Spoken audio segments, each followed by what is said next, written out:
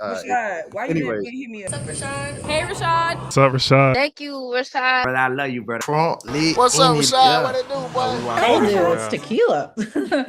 All Get right. chilled. You gotta get chilled. Ooh, yes. All right. We'll start with both in person. We'll hop to Zoom. So anyone can start in person for Jewell. Jewell, we talked about the resiliency that you went through this year, and just probably everything that encapsulated really over the last year and going back from the trade. Just what did you learn about yourself, I guess, throughout the whole process? I learned that I could definitely work through chaos. And even in the chaos, I'm actually very calm.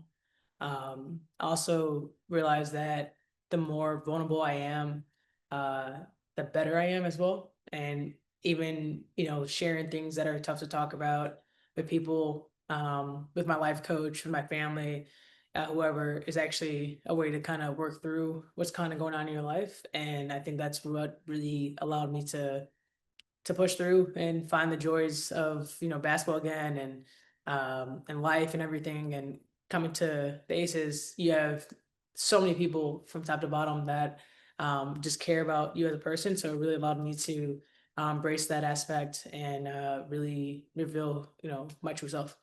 I was catching up on when you did Sue's podcast earlier, and I think you had mentioned that you weren't really sure if Vegas was going to be one of the destinations. You had a couple ideas, but when you got here and you got to be a part of that culture, just did it seem like it fit in perfectly your mentality and what you wanted to accomplish in basketball?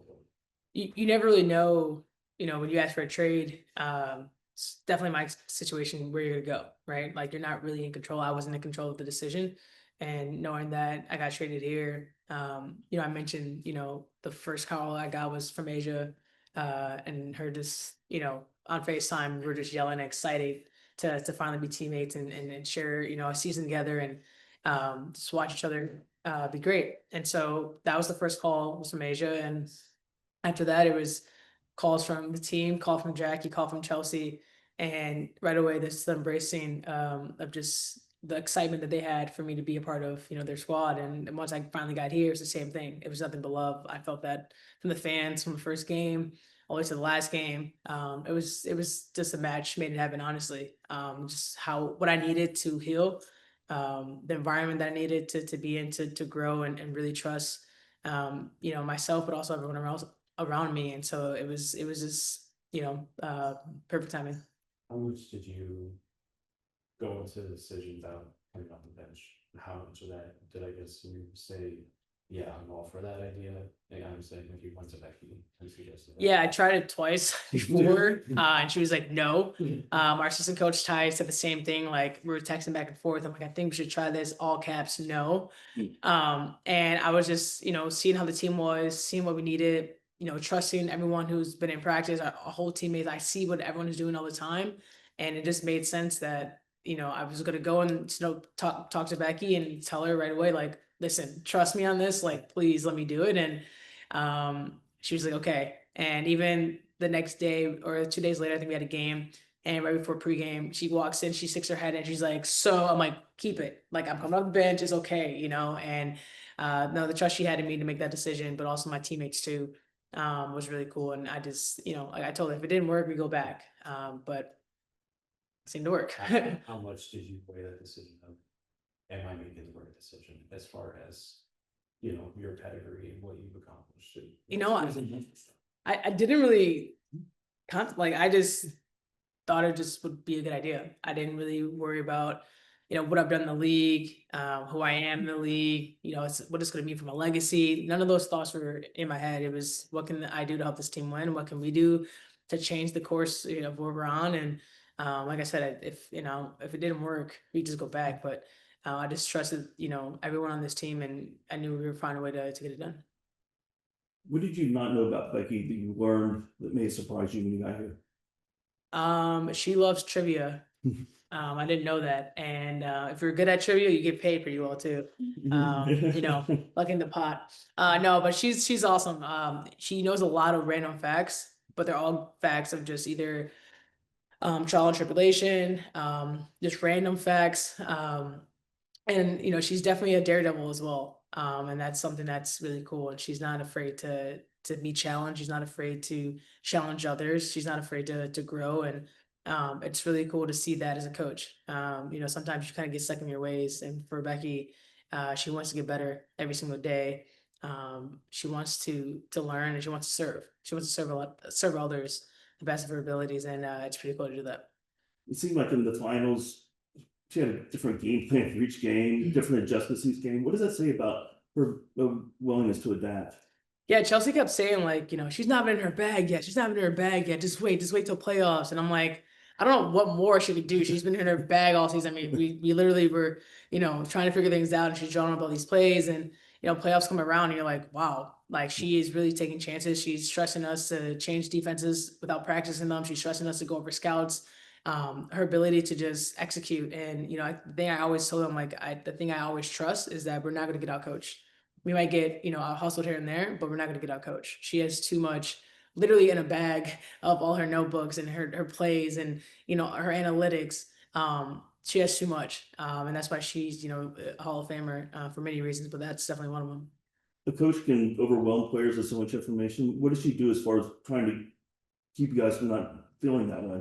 Yeah, she keeps things simple. As much as she throws at us, she also keeps it simple. She'll write everything on the board and has all the numbers and the matchups, and we look at the keys, and it's defense, rebound, box out, and it's like we do these things, we win. So as much as she gives us a lot of information, she also makes it simple and goes back to just having fun and playing. All right, we'll hop to Zoom, a couple on Zoom. We'll start with Jackie, then we'll go to Nick. And please have your microphones ready to be unmuted, please. Thank you. Jackie, go ahead. Hi, Jewell. Thanks for taking the time. Just building off the last few questions, what type of innovation do you feel like the Aces have brought to this league now that, we're on the team for a season?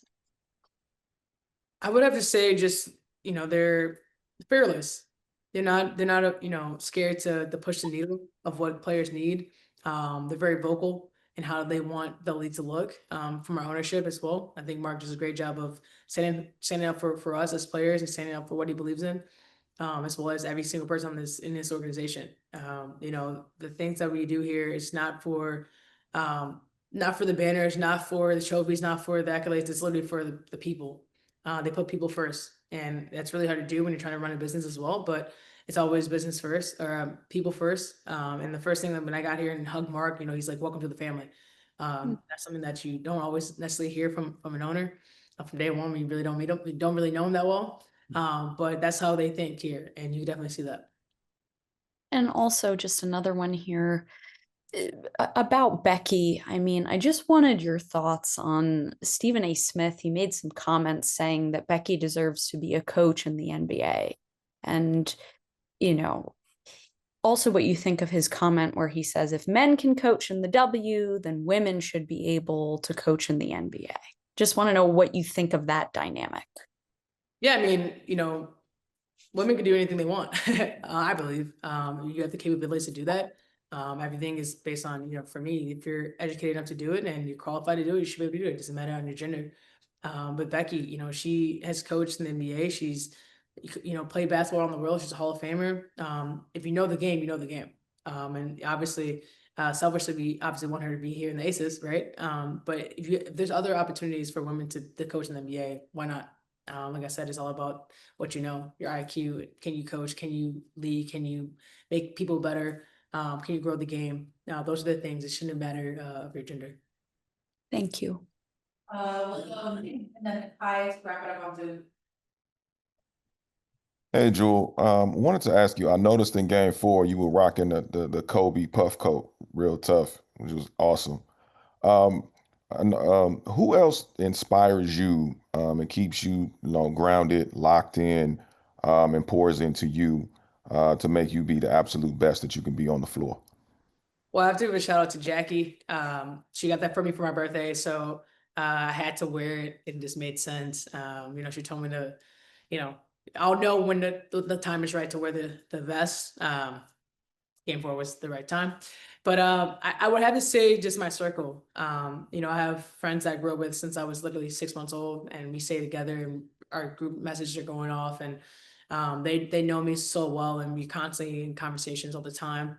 As well as just my family. I keep a really small circle on purpose, because I want people who knew me before, know my tendencies, know things that other people don't, to remind me, who I am, every day. So you need reminders. Doesn't matter how great you are, you need reminders from people who really love you and know you. And so I would have to say my family, my friends, for sure. Without them, I would not be here. A lot of times I'm playing for them. The reason why I do a lot of things that I do, to help them. All right, thank you. We'll go to Caius. All right, Jewel, congratulations again. Just two quick ones from me. One, which area of your game are you most proud of from this past season? I would say my defense, and my ability to set screens. I love screening. Obviously, you probably enjoy it more when you're screening for Asia, but I think those two things were something that I was really impressed with. I knew I could play that level of defense all year round, but to do that and to help our team when we needed to was something I was pretty happy with. Got you. And then just kind of bouncing off an earlier question, how important is starting to you moving forward? Honestly, it's not that important to me. A lot of things have changed in my life.